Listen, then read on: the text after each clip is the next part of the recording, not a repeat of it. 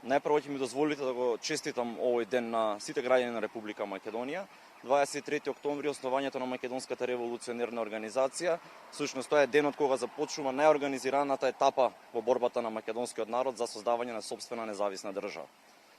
Прогласувањето на овој ден за државен празник е од суштинско значење, бидејќи сите останати празници кои ги славиме од подоцниот период од поновата македонска историја, без овој празник, без одбележувањето на овој празник, тие би биле, да речеме, без корен. Бидејќи на 23 октомври со формирањето на организацијата започнува, како што веќе кажав, најорганизираниот облик на борба. Доколку не беше создавањето на Македонската револуционерна организација, која го организираше или која го крена Илинденското востание и сето она што следеше по Илинденското востание, едноставно можеше да се случи соседните држави, соседните балкански држави под притисок, под нивната пропаганда, нели?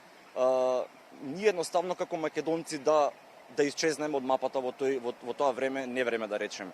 Македонската револуционерна организација во тој период имаше создадена така наречена подземна република. Организацијата не работела само на прашањето за кревање на востание. Востанието била последната етапа за создавање на држава, пошто би требало да се покрене реакција од големите сили.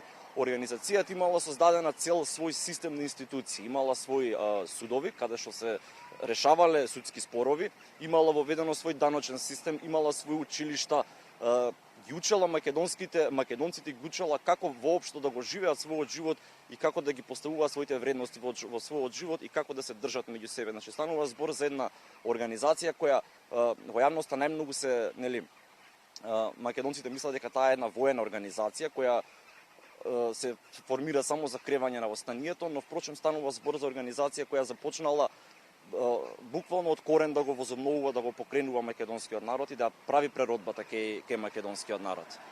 123 години подоцна гледаме дека не сите политички партии во земјава му придаваат исто значење на овој државен сега празник. Зашто мислите дека тоа не се случува?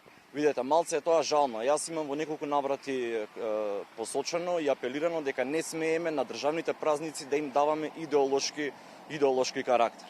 Значи 23 октомври е празник без кој не би можеле да се случат настаните кои се случија во народно-ослободителната борба, на кои се повикуваат одредени кај нас политички партии. Ме разбирате, значи тоа е коренот кој мораме сите да го славиме. Не смееме да му даваме на ниту еден празник идеолошки карактер, ниту да го поистоветуваме со денешните идеологии. 23 октомври или создавањето на Македонската револуционерна организација познава само една идеологија, тоа е создавање на самостојна и независна македонска држава.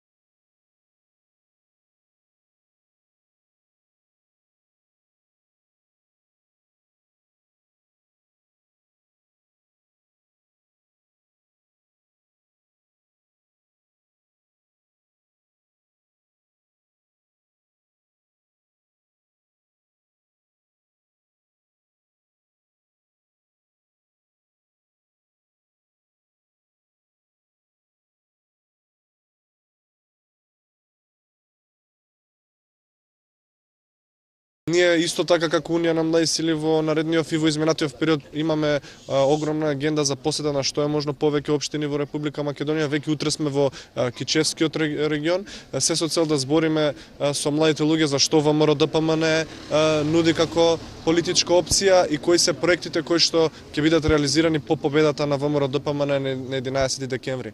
За разлика од опозицијата која што оди на терен и не разговара за проблемите на граѓаните, ние разговараме за конкретни дела и конкретни проекти од кои што сите млади ќе имаат некаков бенефит после 11 декември. Морам да ги напоменам 40 проекти кои што нашиот претседател веќе во изминатава 2016 година ги најави, од кои што 5 веќе ќе имаат младите да можност да ги користат, така да остануваат уште минимум 35 големи проекти од кои што ќе имаат бенефити младите тука во Бравеница, но и во Тетовскиот регион, да после изборите ги имаат бенефити, ќе може да ги користат.